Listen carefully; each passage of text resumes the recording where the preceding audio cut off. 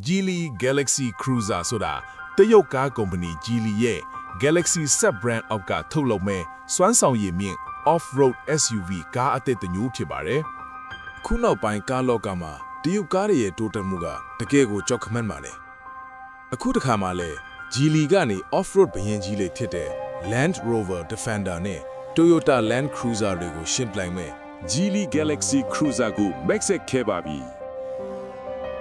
မင်္ဂလာပါ။ The 13 Channel မှာကြိုဆိုပါရစေ။ Subscribe လေးမလုပ်ပါသေးရင်လုပ်ပေးဖို့တောင်းဆိုပါရစေခင်ဗျာ။မြင်လိုက်တာနဲ့ Land Rover Defender ကိုပြေးမြင်စီမဲ့ Boxy Type ကိုမှခစ်ဆန်ဆန်ဒီဇိုင်းပုံစံမျိုးဖန်တီးထားပါတယ်။ဤပညာအရစမ်းသစ်မိုးပဲများစွာပါဝင်သည့်အကျန်းအချောပါစွန်တုံး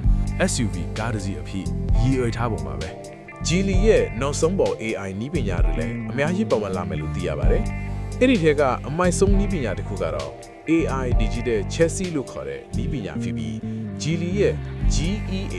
Global Intelligent New Energy Architecture Platform ကိုအသုံးပြုထားပါတယ်။လမ်းချီနီကို AI ကအာယုံခံစနစ်တွေကနေတစ်ဆက်ဖတ်ရှုပြီးကားရဲ့ဘိန်းတစ်ခုချင်းစီကိုလိုဟတ်တယ်လို့ suspension အနှိမ့်အမြင့်ချီညှိပေးနိုင်ပါတယ်။ AI က Lear မော်တာတွေကိုထိန်းချုပ်ပြီးကားကိုနေရာမှာတင်360ဒီဂရီလှည့်တာ tank turn နဲ့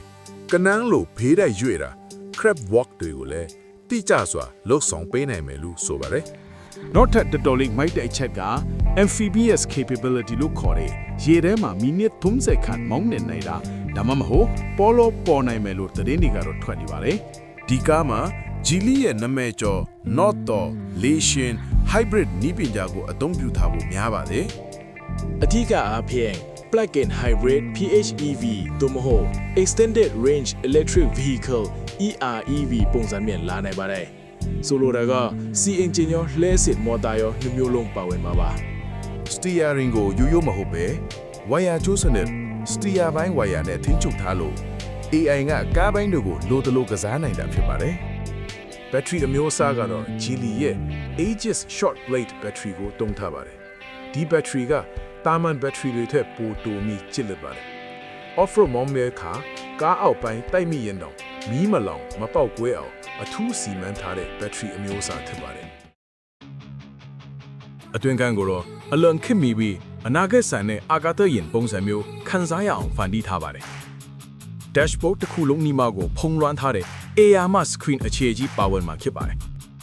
အာကာသယာဉ်မှုတွေထိုင်တဲ့ပုံစံမျိုးကိုအခြေခံထားတဲ့ Zero Gravity ထိုင်ကုန်တွေပါဝင်ပြီးတရေအစစ်ပဲတစ်သားနဲ့တတုပစ္စည်းတွေကိုသုံးပြီးဇိမ်ခံကား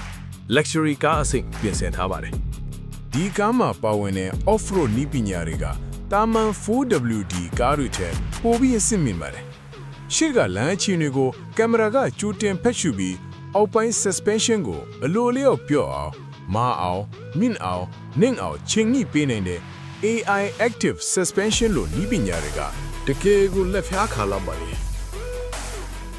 ဒီကားကဘသူတွေအတွက်ဖြစ်မလဲဆိုရင် နီးပညာကိုယူသွက်သူများ တောတံတွေလမ်းကျန်းတွေကိုသွားခြင်းပေမဲ့ရိုးရိုး off-road ကားတွေရဲ့ခုံနာစောင့်နာမျိုးကိုမနစ်သက်သူများ EV ကနီးပညာကိုသဘောကျပေမဲ့နယ်ဝေးခရီးသွားတဲ့အခါအားကုန်မှာအားသွင်းရကြမှာကိုစိုးရိမ်တဲ့သူများပြီးတော့ Land Rover Defender သို့မဟုတ် Mercedes G-Class လိုမျိုး4000ဆန်းဆန်းထဲဝါပြီးလူကများငေးကြည့်ရတဲ့ကားမျိုးကိုစီးကျသူများအတွက်တင့်တော်ပါလိမ့်မယ်ဒီကားထွက်လာခင် off-road ကားကြိုက်သူတွေအတွက် Defender နဲ့ Land Cruiser တို့ထက်ဈေးနှုန်းအများကြီးတက်တာပြီး off-road feeling ရောဤပညာအသစ်အစမ်းတွေကိုပါခံစားနိုင်မဲ့ရွေးချယ်စရာ option အသစ်တစ်ခုဖြစ်လာနိုင်ပါတယ်မိတ်ဆွေတို့ကဒီ Geely Galaxy Cruiser ကတကယ်ရော Defender နဲ့ Land Cruiser လို့ Genuine ကားကြီးတွေကိုရှင်းနိုင်ပါမလားဤပညာအသစ်တွေပါဝင်လာတဲ့ဒီကားကိုရောစိတ်ဝင်စားပြီလား comment မှာဆွေးနွေးပေးသွားကြပါဦးနောက်ထပ်ဘာကားတွေအကြောင်းသိချင်လဲဆိုတာကိုပြောခဲ့လို့လည်းရပါတယ်ဗျာနော်အဆုံးထိကြည့်ပေးလို့ကျေးဇူးတင်ပါတယ်နောက်ဗီဒီယိုမှာပြန်တွေ့ကြပါမယ်ဗျာစောင့်မျှော်အားပေးပါဦးမ